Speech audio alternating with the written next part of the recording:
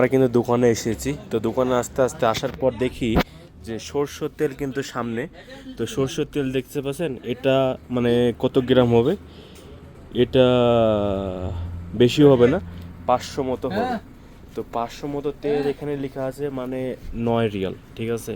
তো এই 9 রিয়ালের যে তেল, সরষের তেল আমাদের ইন্ডিয়ায় মানে 200 রুপিয়ার কাছাকাছি হয়ে যাচ্ছে।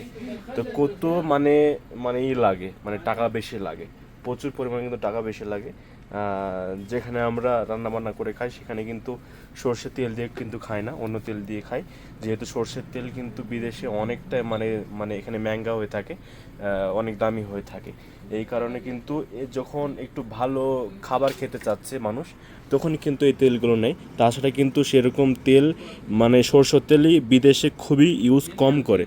মানুষের সর্ষের তেল বিদেশে একদমই খুবই কম ইউজ একদম করে নেই বলতে গেলে চলে। তো এরকম আছে, হয়তো কেউ কোনোদিন হয়তো ভালো খাবার রান্না করছে এই জন্য নেয়, তাছাড়া কিন্তু নেয় না। এত মেঙ্গা তেল, এত দামি তেল ভাই কে নিবে? এই যে ছোটোটা দেখতে পাচ্ছেন, এই ছোটোটা কতটুকু হবে? এখানে 3 রিয়াল। 3 রিয়াল মানে এখানে 70 টাকা, মানে ইন্ডিয়ার 70 রুপিয়া হয়ে যাচ্ছে। তাহলে এত টাকা দিয়ে ভাই কেউ নিবে? মাথা নষ্ট।